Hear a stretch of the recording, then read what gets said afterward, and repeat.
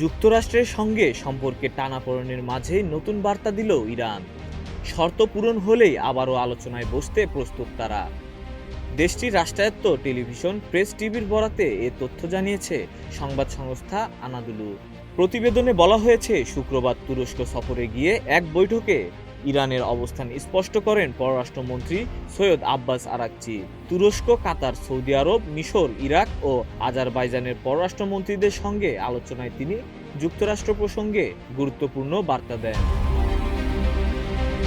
ইরানের পররাষ্ট্রমন্ত্রী বলেন, ইরান এ যুদ্ধ শুরু করেনি। যদি আবার হামলা হয়, আমরা মোকাবেলার জন্য প্রস্তুত। তবে একই সঙ্গে তিনি সংলাপের পথও খোলা রাখার ইঙ্গিত দেন। তার ভাষায়, আমরা চাই মতপার্থক্যগুলো আলোচনার মাধ্যমে সমাধান হোক।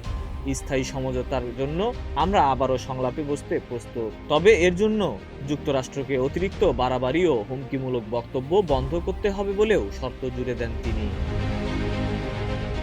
গত ২৮ ফেব্রুয়ারি ইরানে সামরিক অভিযান শুরু করে যুক্তরাষ্ট্র ও ইসরায়েল। টানা ৪০ দিনের সংঘাতের পর গত ৮ এপ্রিল যুদ্ধবিরতি ঘোষণা করা হয়।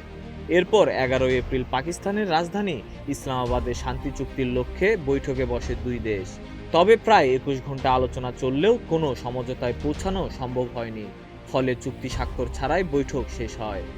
এদিকে ইরান সম্প্রতি ৩ স্তরে একটি পরিকল্পনা প্রস্তাব করলেও যুক্তরাষ্ট্রের প্রেসিডেন্ট ডোনাল্ড ট্রাম্প তা প্রত্যাখ্যান করেছেন। পরিস্থিতি এখনও অনিশ্চিত থাকলেও শর্ত সাপেক্ষে সংলাপের দরজা খোলা রাখার বার্তা দিয়েছে Tehran. Desk report, news flash 71।